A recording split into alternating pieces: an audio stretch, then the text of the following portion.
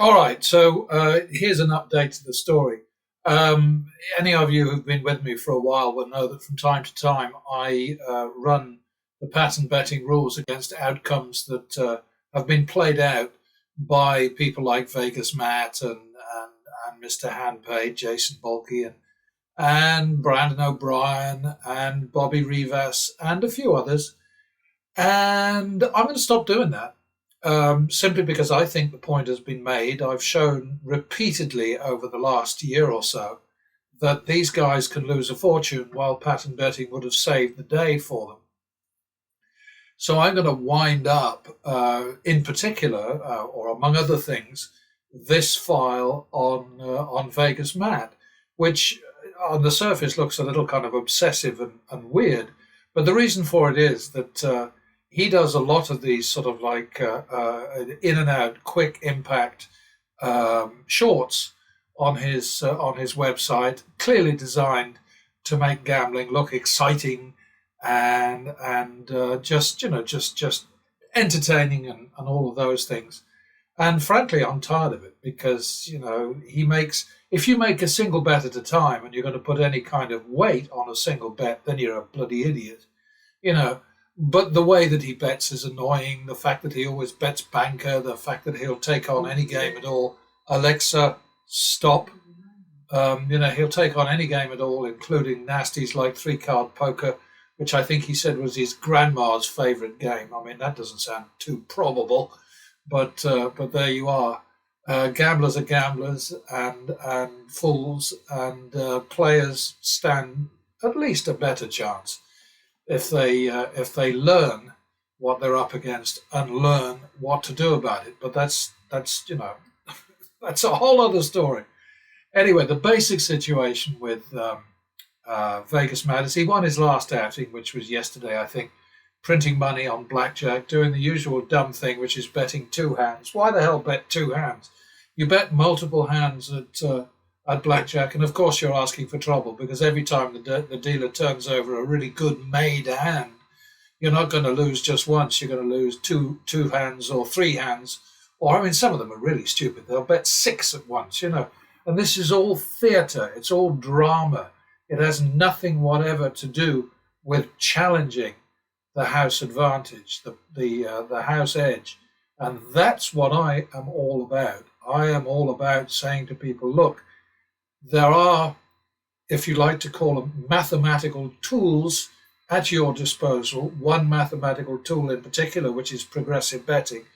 And if you use it judiciously, sensibly, tactically, consistently, in a disciplined manner, then you can overcome the house edge. But anyway, let's have a look and see where Matt is. We go to the top of this file. It's now over 1,000 lines, so I think I've done right by him. And I've got to activate this. There we go. I think I should be able to go to the top now. So there we are. It goes back, I don't know how long. I didn't bother to check the dates. I mean, I've got these little pictures. As you can see, they've all got links underneath them. The file is live. His result to date is a win of 27,431. His action is over here. It's huge, 950,000. Pattern betting's action against exactly the same outcomes is 535,000. Pattern betting is at its highest right now, 88,250 over 535,000. We'll go and have a look at that in a moment. And the actual value of these shorts for Matt is a 5.2% here, player edge. And that's one of the reasons why I'm not doing this anymore. I'm just highly suspicious of all these guys. I think they are all, to a man and woman, cherry picking. They are showing their unthinking,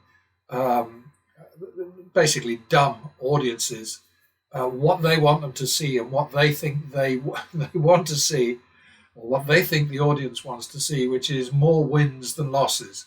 That is not how things are in a casino, and to pretend otherwise is disingenuous, dishonest, deceptive, disinformational, disgusting, and etc. So that's just my opinion. No, it's not. It's a fact.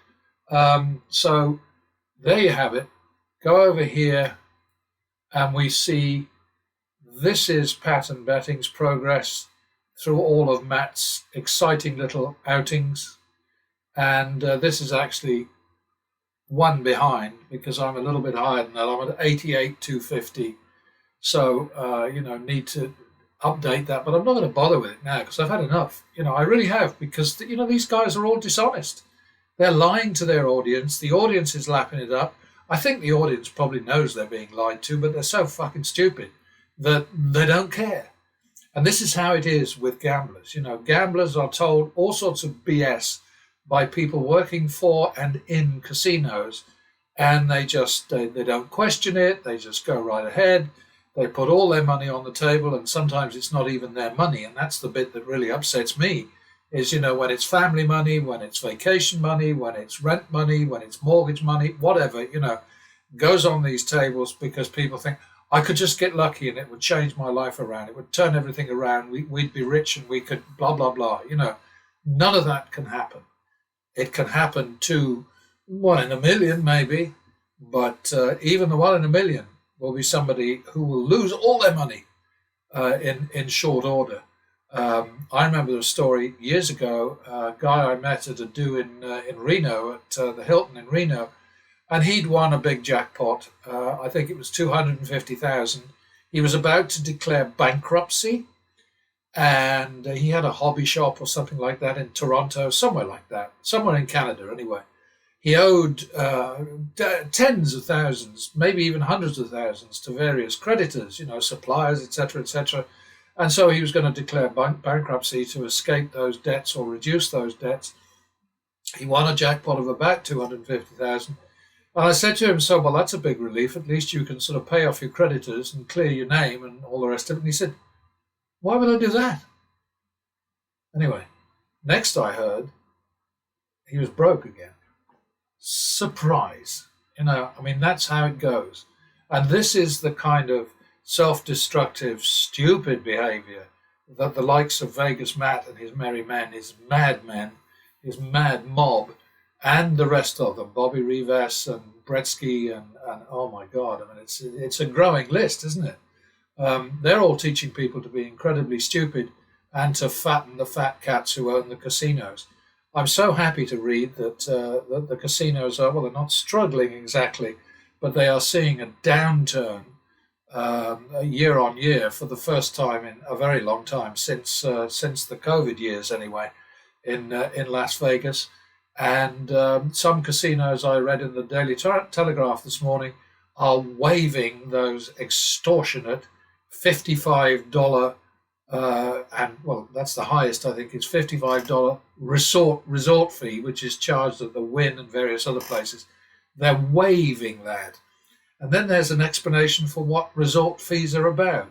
What they're about is they're an increase in room charges, which is not taxable. So the state doesn't get any of the resort fees, and the federal government doesn't get any of the resort fees because they are something apart from room charges. So it is the casinos being incredibly greedy, also incredibly smart, in a sort of corrupt, twisted kind of a way. They're robbing the government, they're robbing their customers, they're robbing the state, and that's how they are. And that helps to put in context the feeling I have about the casino business. Having lived in Nevada for nearly 3 decades, having been in the States for nearly 4, and in the first 10 years when I lived in Pasadena, I used to go to Las Vegas regularly because I covered the entertainment industry and would frequently go to Las Vegas to do interviews, do reviews of shows, that kind of thing. It was comped all the way. I got to gamble. I got to do all of that stuff, but it was comped just because I was helping to publicize, not directly. I mean, if the show was shit, then I said so. I think the most memorable was Siegfried and Roy. I took my family and my in-laws to a Siegfried and Roy show, comped, and we had seats, absolutely perfect seats, and I got to go out to their compound in Las Vegas and interview them both. And the real low light of the trip was me being stuck in an enclosure with a bunch of, I think there were three white tiger cubs. God, smelly, nasty little beasts that kept trying to chew lumps out of me and poked at me with their big fat paws. Stank of piss. Not at all a glamorous experience, I'll tell you. But anyway, that's something else entirely. But I'm wrapping up the whole direct comparison with the likes of Vegas Matt and so on, because it's so frustrating. I've been looking at this guy Sean Perry, who throws money away like it's going out of style. He's actually pitching some sort of sports betting plan that he's selling through YouTube. He's blatantly open about it. He talks about it all the time, and whatever he loses at baccarat or blackjack or whatever, apparently he thinks of as a loss leader, and he does incredibly crass things. Like put pictures of him playing baccarat with a pile of bricks of $100 bills, 400,000. I'm going to go and find that and just show you what I'm talking about. I mean, crass doesn't come into it.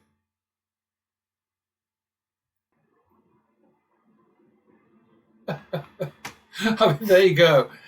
Talk about, well, crass, but with dollar signs where the S's should be. I mean, it's a pity that Sean himself is off camera in this shot, because he was in his pajamas at the time, or so he claimed, and he had a white T-shirt and pants that certainly looked like he'd bought them at Bed Bath and Beyond or whatever. But I mean, really, honestly, ay, ay, ay. Yeah, sorry, I just moved that over a little bit because I'm going to use this for a thumbnail screenshot. Because I'm going to make this a separate, rather shorter than usual presentation on YouTube. But I mean, let's face it: all of these guys, all of these professional losers on YouTube are there to trap you and me, and obviously they think everybody is a complete idiot. They are in business entirely to persuade us that it's fun and exciting to piss money away in a casino. And if that were not the case, if Vegas Matt were not a hypocrite when he says at the end of one of his presentations, which he does quite often, just remember, we're gambling this way so you don't have to. And, if the people who are sponsoring him, hosting him, enabling him and all the rest of it believed a word of that nonsense, he wouldn't have his act. He wouldn't be able to put it on. There'd be nowhere for him to make videos, except surreptitious shots of stupid slot pay. And everybody knows that slots are a disaster. So all of he spends at least 95% of his time on slots, and slots are a sucker trap. There's no doubt about that. When Matt switches over to table games, baccarat or blackjack, he and his entire crew play like fools, like they've never tackled the game before. You get somebody like WBG saying, "Can I split that? Should I double that? Should I?" He knows exactly what he's doing. He's the blackjack expert, so we're told. The other guy, the other W2 Jesus, I think they call him. I can see why they're concealing their real names. He's supposed to be the baccarat expert, and he's always shouting in the background, "Come on, banker! Natural, whatever." I just don't know what to say about these people. But anyway, I'm just not going to do any more comparisons with them, because I kick the shit out of their outcomes all the time. It's completely routine. It's absolutely guaranteed. They only win if they win more bets than they lose. That is no kind of strategy at all, but it's exactly what the casinos want you and me to do. to play like Pratt's, to play like Vegas Matt and EJ and W2 Jesus and WBG and Bobby Rivas and all of the others, including the fabled, godlike Dana White, who is brilliant at telling big white lies about his bankroll wins in the tens of millions night after night for a month and a half. I mean, clearly, if you want a signal that says somebody out there thinks that you are incredibly stupid, then listen to Dana White for 5 minutes. Funniest thing was him saying he was doing an interview with, what's his name, Tucker Carlson, in which he's saying, if you don't want to be friends with me because who I voted for, then I don't want to be friends with you. And Tucker Carlson is sitting there and he's nodding sagely and actually looking slightly as if he had a broomstick up his butt. But anyway, he's sort of sitting there nodding his head and the whole bit. Tucker Carlson on his own was probably the biggest driving force for partisan politics in America until Murdoch finally got sick of him and kicked him off Fox News.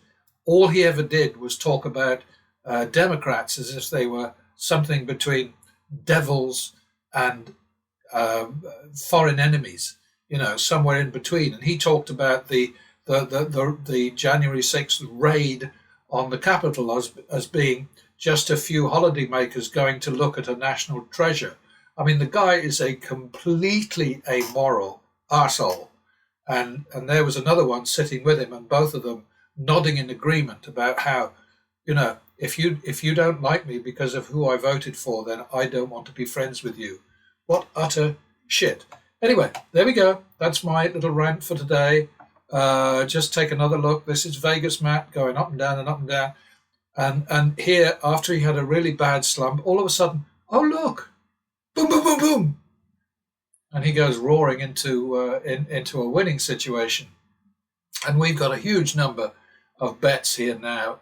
And he's managed to somehow create a situation where he has a player advantage after, I'm not even sure how many it is. It's a lot.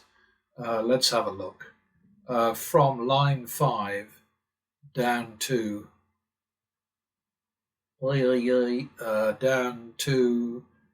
so it's about 150 different one bet or two bet or maybe sometimes 3 or 4 bet shorts.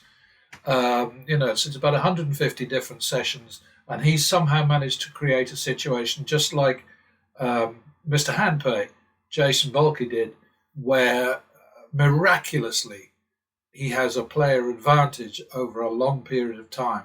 It's just not credible. I'm sorry, And I think that somebody has to call these people out, because they're not doing anybody any favors except themselves and the casinos. They're lining their own pockets at your expense, and they're helping the casinos pull in more lambs to slaughter, more suckers for traps, etc., etc. Anyway, see you next time. And it won't be with anything from Sinfluencers, I'll tell you that.